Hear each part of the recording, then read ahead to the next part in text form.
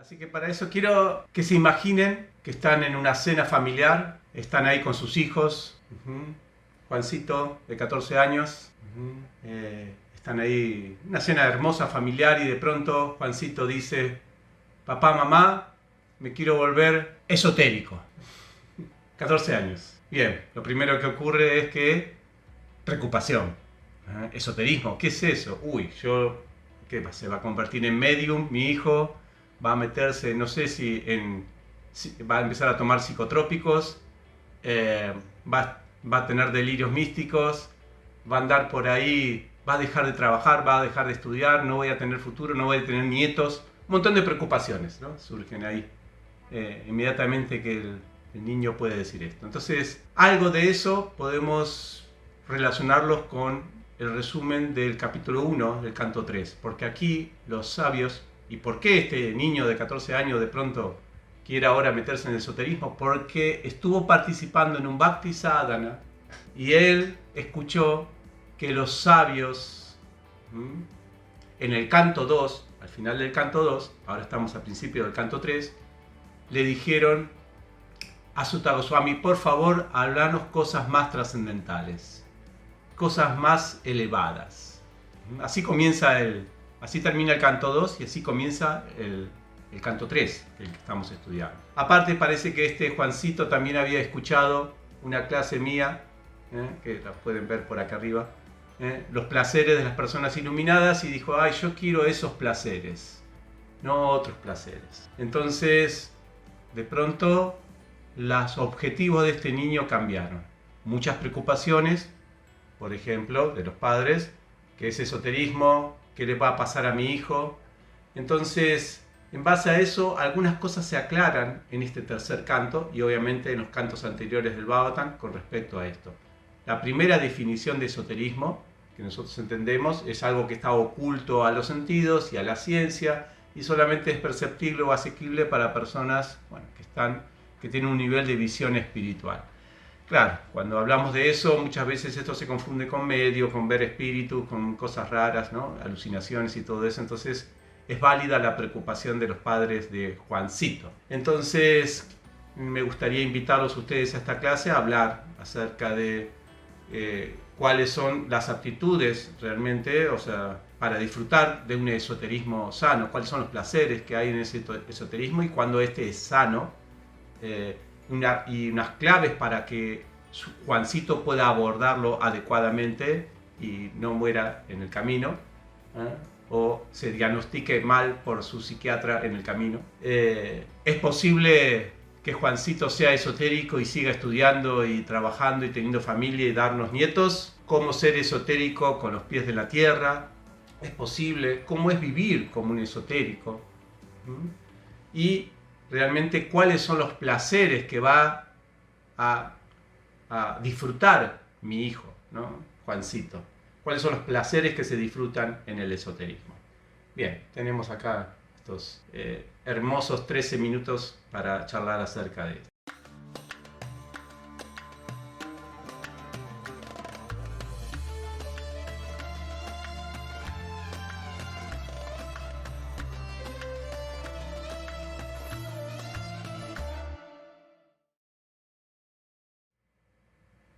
Entonces, primero, ¿cuáles son las aptitudes para disfrutar del esoterismo? O sea, esto a mí me pidieron hoy que haga un resumen del capítulo 1, así que no se preocupen, no me quiero ir del tema.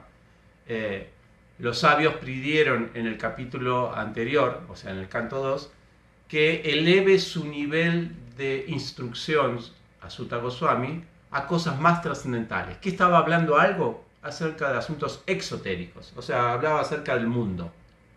Ahora vamos a ver de qué manera hablaba de los asuntos del mundo, lo cual permitía subir el escalón a lo esotérico. Eso es lo primero. O sea, cuáles son las aptitudes para disfrutar del esoterismo. Entonces, a Juancito uno le puede instruir y puede compartirle esta clase para que vea bien de qué se trata este mundo. Primero de todo tenemos que diferenciar el esoterismo ese que aparece en internet. O sea, nosotros cuando hablamos de esoterismo aquí nos estamos refiriendo a la definición básica y no a lo que a veces se entiende por esoterismo. Porque esoterismo a veces se entiende como una visión de medium o alucinaciones o cosas así, y eso uno puede decir, eso está más allá de los sentidos. Yo no sé si está más allá de los sentidos, son sentidos los que los ven también, los sentidos materiales nada más que son sentidos más sutiles. Entonces, cuando hablamos de esoterismo aquí, lo quiero referir más que todo a la experiencia de los sabios del Bhavata, que ellos piden informaciones o absorberse en una atmósfera más sutil de la que venían hablando, conversaciones más sutiles. Así que vamos a ver, vamos por ahí más que todo. Entonces, ¿por qué los sabios tenían derecho a que Sutta Goswami comience con asuntos más esotéricos y Juancito no? ¿Qué hicieron los sabios? Vamos a ver. Primero que todo, nosotros entendemos que estos sabios que están acá en el Bhagavatam eran practicantes fieles de vida espiritual, o sea, tenían disciplina.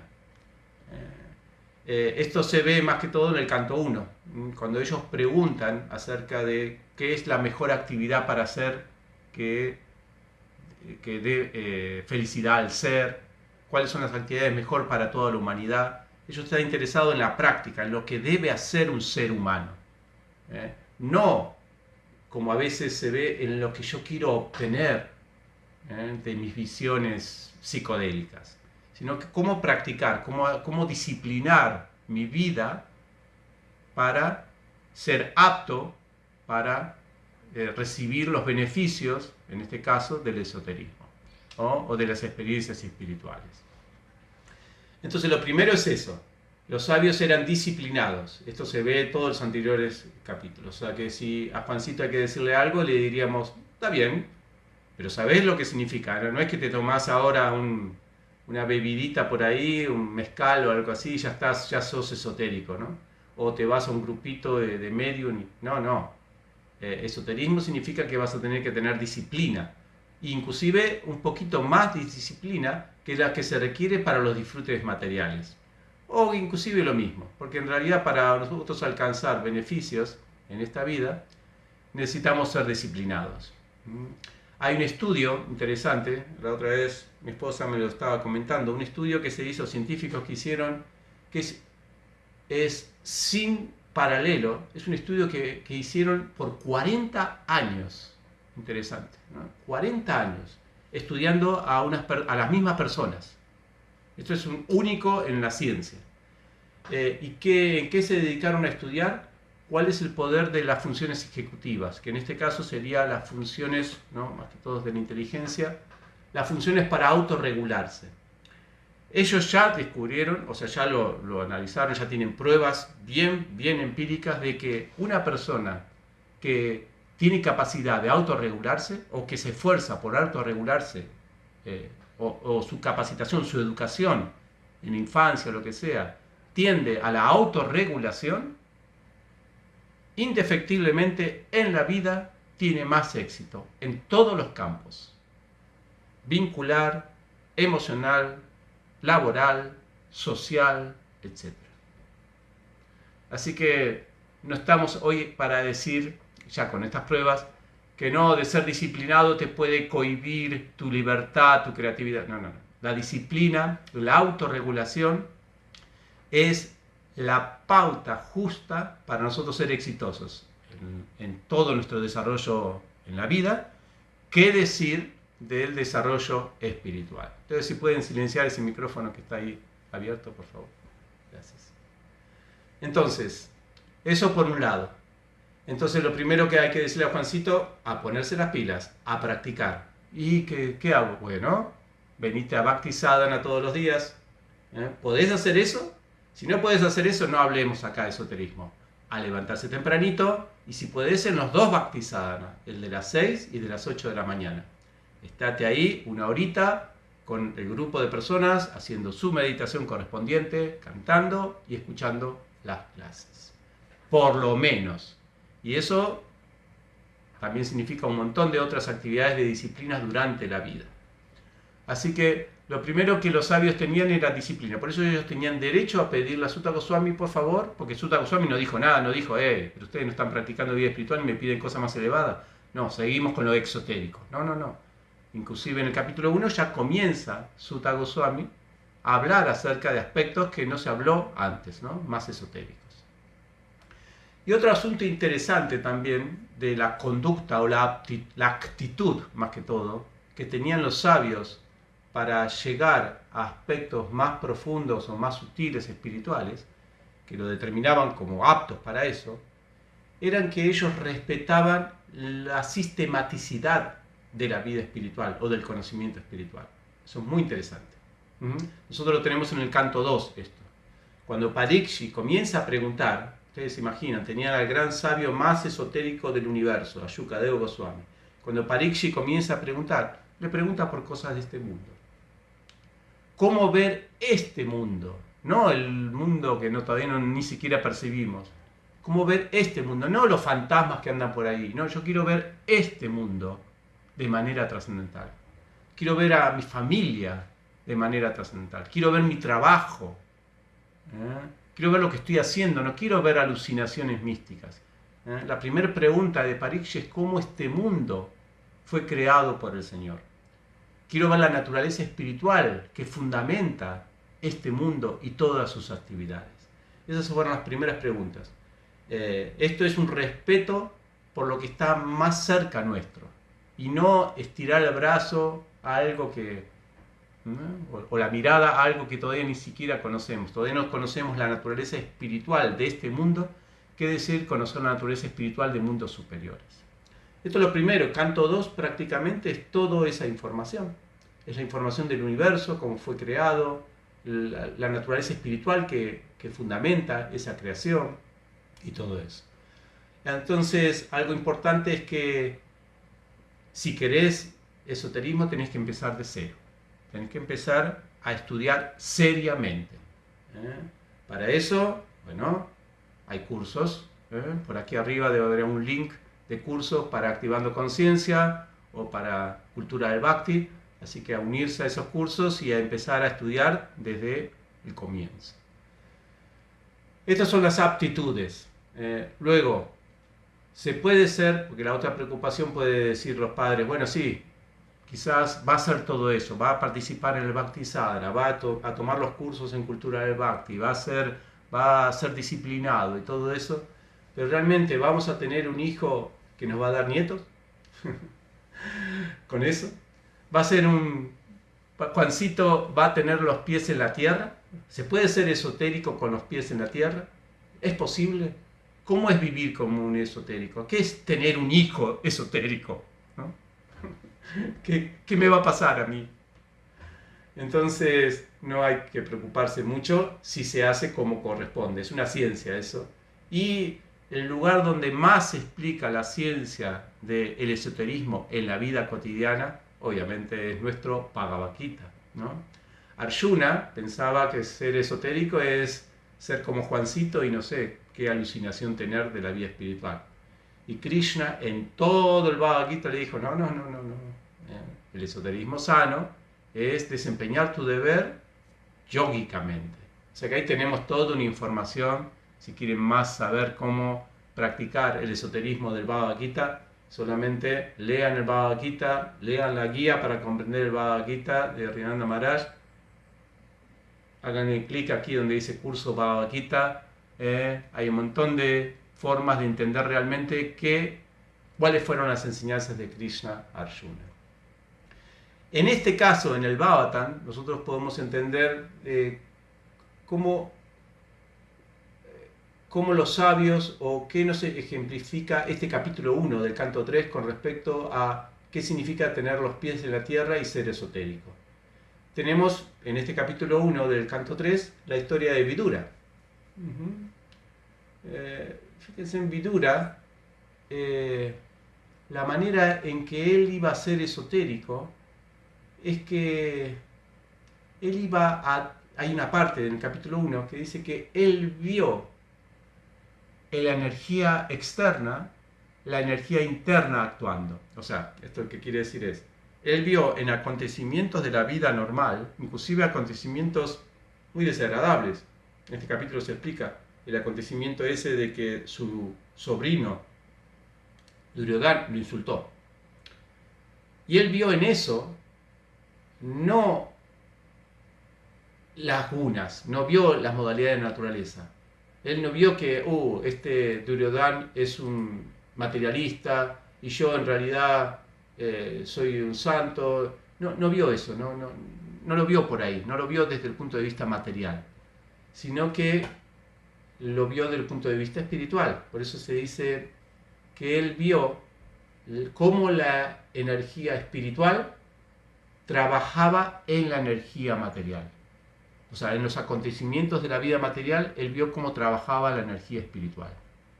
Esto es muy interesante, porque a veces se cree que tener conciencia espiritual significa tener visiones más allá del mundo.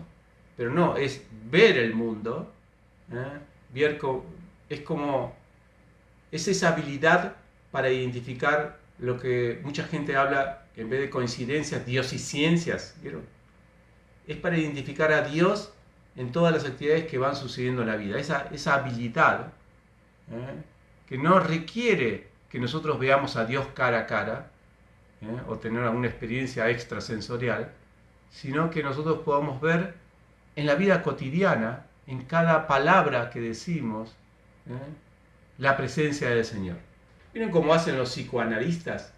Que lo tienen ahí el paciente y el paciente capaz dice un montón de palabras, pero capaz dice una y el psicoanalista dice, ahí está, este es el trauma, esa palabrita, ¿no? Y en base a eso hace todo, puede ayudar inclusive a la persona. De la misma manera, las personas que son esotéricas bien puestas pueden identificar en la vida mismo los actos del Supremo, los actos espirituales que van a llevarlo a esa persona a actuar de una manera correcta para su avance espiritual. Por eso que una de las cuestiones más importantes de un esoterismo sano, de una espiritualidad sana, es que ciertamente los pies no se van de la tierra. No. En realidad, si los pies se van de la tierra, uno tiene que tener cuidado. Porque ¿por qué uno se va a ir de un elemento como la tierra, o del mundo, el cual tiene también un trasfondo espiritual, según ya lo vimos? O sea, es creado espiritualmente por el Señor, porque el rechazo del mundo significa que uno está rechazando también la creación de Dios. Por tanto, ¿qué está buscando entonces? Entonces esto es algo de Bhagavad Gita.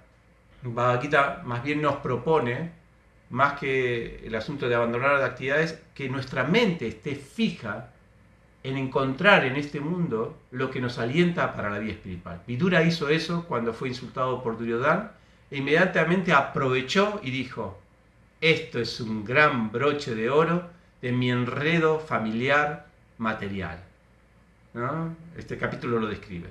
Colgó, no sé qué dejó ahí en la puerta y se fue del palacio, como haciéndose el ofendido.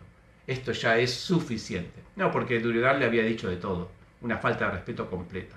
Ya era completamente hiriente desde el punto de vista material, pero Vidura no era que él, estoy dolido, por eso me voy. No, dijo, esto es justo lo que necesitaba para practicar mi vida espiritual. Por eso Vidura se fue del hogar, ya estaba mayor, y se fue a aprovechar para viajar y visitar lugares sagrados en toda India.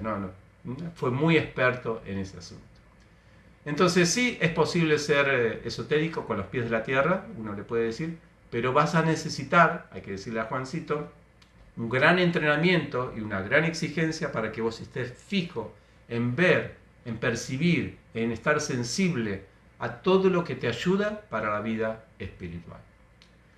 Y finalmente, aquí para terminar, ya estos últimos 2 minutos, ¿cuáles son los placeres que se disfrutan en el esoterismo? ¿De qué disfrutan las personas ¿de qué va a disfrutar Juancito? Bueno, es lo que hizo Vidura. Fíjense en que Vidura no se fue a tener experiencias chamánicas, psicodélicas, ¿no? Sino que se fue a lugares sagrados, donde él se sienta más iluminado, donde pueda relacionarse con personas santas y especialmente la experiencia o el gran placer de Vidura en todo ese viaje fue encontrarse con Údava. Esto lo vamos a ver en este canto. Es el broche de oro, lo más importante de Vidura en su experiencia, en este viaje espiritual que tuvo, el mayor placer fue encontrarse con Údava y conversar con él sobre conocimiento espiritual. Así que esas son las cosas que le va a dar placer. O sea que si Juancito quiere ser esotérico, va a tener que reunirse aquí en el Bhaktisadhana, escuchar clases, conversar, ir a los clubes de lectura, ¿no? Charlar. Esos son los placeres que se tienen. Es tener buenas prácticas. Los placeres vienen de tener buenas prácticas espirituales, buenas compañías. Ahora estoy bien con esta gente que me alienta también a la vida espiritual. Esos son los placeres, las compañías lindas para alentarte en tu vida espiritual. Lindas conversaciones, todas conversaciones que alientan el placer del ser. Y no placeres o te animan a otros placeres. ¿Viste la alucinación que tuvo tal? Y mira, no. O especulaciones filosóficas, no darle al intelecto solamente, o sea, la satisfacción intelectual tampoco es el placer realmente de las personas esotéricas, sino los placeres del alma. Ahora, ¿cuáles son los placeres de las personas iluminadas? Bueno, miren el último video que subimos de los placeres de las personas iluminadas, que realmente tuvo un éxito tremendo, no sé por qué, pero le gustó a mucha gente. Así que pueden verlo ahí, pueden ver de qué se trata este disfrute. Así que bueno, eso es lo que podemos decir de este resumen. Estamos entrando, el canto 3, sí, a temas más esotéricos que tienen que ver cómo ver a Dios, más que todo en las relaciones, no tanto en el mundo, sino más cómo percibirlo a Dios, cómo percibir nuestra vida espiritual desde otra mirada, una mirada más profunda. Pero para eso, como dijimos, se necesita toda esta preparación. Muchas gracias. Y qué es el esoterismo, por ahí para aclarar. Pero la verdad que está muy relacionado y está muy bien. O sea, está súper enfocado. El que lo lea es algo cortito. La definición que se dice de esoterismo, al menos que encontré, era algo... Sí. Lo que pasa es que qué es lo que se entiende por esoterismo es otra cosa. Ahora, la definición es amplia. Y yo me quedé pensando... Es lo que nos permite a nosotros experimentar cosas que están más allá de los sentidos. O sea, son las experiencias del alma, directamente, en definitiva. Por ejemplo, lo que es exotérico es lo que nosotros podemos percibir con los sentidos.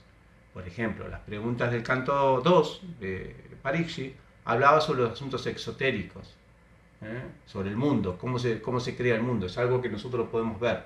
Por ejemplo, la visión de la forma universal que presenta Shukadeva Goswami en el canto 2 se trata sobre asuntos exotéricos. Nosotros podemos ver el sol amanecer. Son manifestaciones exotéricas del Señor Supremo, de la vida espiritual o de la espiritualidad. Ahora, ¿cómo comprender, por ejemplo, aspectos que no son perceptibles a los sentidos? Ahí entra el mundo del esoterismo. Ahí Roque preguntó cómo distinguir la especulación de la revelación esotérica. Bueno, si se extiende mucho, lo dejamos acá, no hay problema. Buena pregunta. Sí. ¿Cómo distinguir la especulación de la revelación esotérica? Bien, eso es porque el placer que viene de la especulación es un placer intelectual. ¿Y cuál es el placer espiritual? A ver el video, los placeres de las personas iluminadas.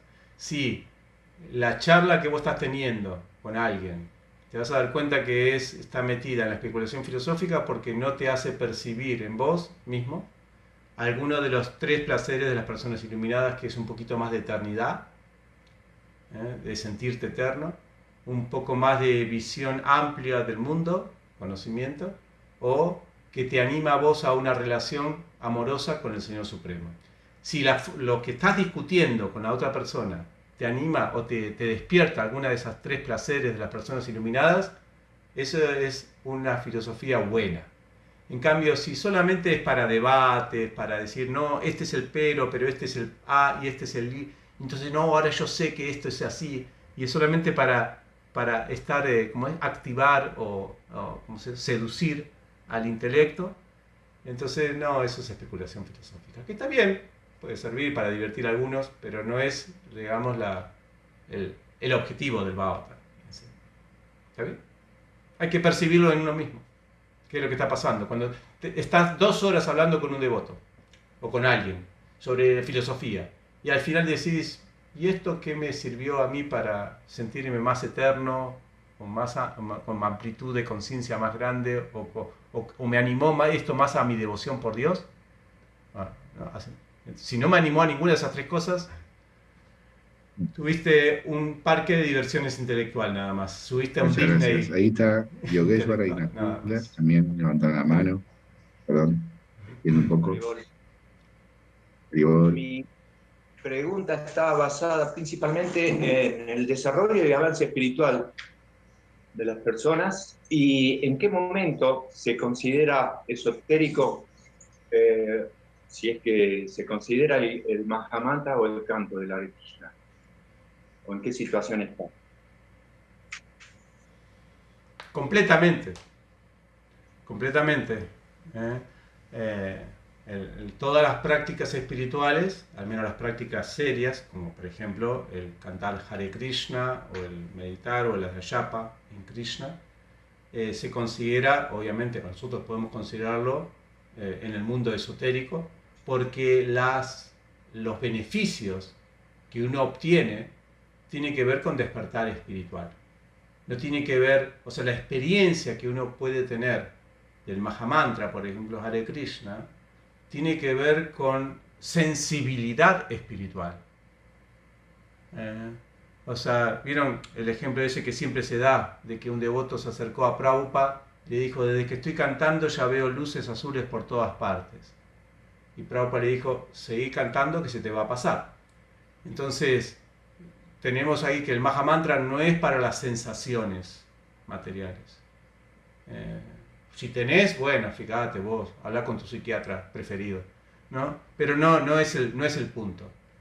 Las prácticas espirituales vienen a traernos las experiencias esotéricas, no experiencias sensuales, inclusive sutiles. Claro. ¿Esa experiencia está en las modalidades también o es trascendental? Obviamente, las experiencias que son materiales están en las unas, pero el Mahamantra, todo esto nos pueden, o estos libros que están acá atrás, nos pueden dar experiencias más allá de los sentidos. El Bhagavatam en sí, leer el Bhagavatam, uno dice, uy, leí el Bhagavatam y me sentí bien, pero no sé qué es, porque capaz no entendí mucho, qué es lo que...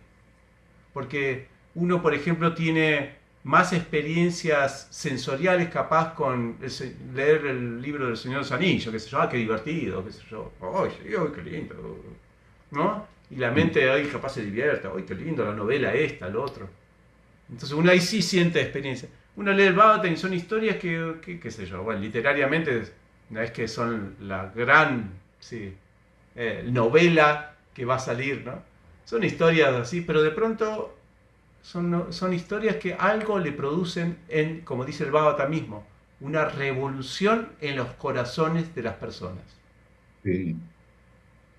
Así dice el Bhagavatam mismo. Estos libros tienen la capacidad de crear revolución en los corazones. Significa algo se activa ahí, que no es el intelecto, no son los sentimientos materiales, es el alma que despierta. Es como una inyección ahí. Y el alma dice, acá estoy, por fin, estaba muy dormida. Me pincharon. La única manera de pinchar al alma es con buenos instrumentos espirituales. Porque si no, nosotros normalmente lo que pinchamos son los sentidos para activarlos, o la mente, o el intelecto. Entonces, sí, hoy me activó, hoy me gustó esa clase, porque, no sé, dijo algo interesante para mis sentidos, para mi intelecto.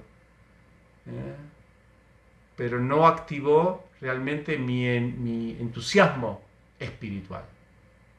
Entonces, esto es interesante para diferenciar a veces un esoterismo científico, una espiritualidad sana, una espiritualidad verdadera, de aquella que solamente tiene la cascarita nada más, el marketing de espiritualidad, o lo que se dice, pero en realidad termina activando solamente las partes del cuerpo. Gracias.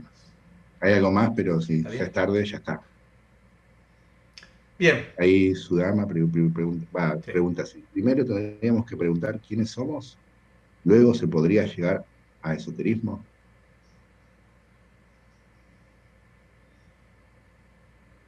Sí, la primera instrucción del Gita es primero conocer, claro, qué es lo que tenemos que desarrollar, qué es lo que tenemos que despertar, si no, no sabemos. Más bien.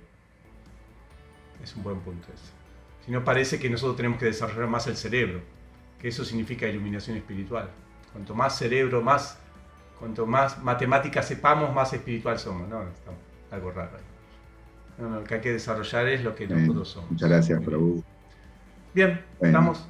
Si te gustó este video, por favor, suscríbete a este canal o compartí el video o comentalo. Ayúdanos a difundirlos. Puedes unirte también a nuestro Patreon, donde podés recibir regalos exclusivos, materiales, videos, cursos que impartimos en nuestro campo. Nos vemos pronto. Muchas gracias. Un abrazo. Hasta luego.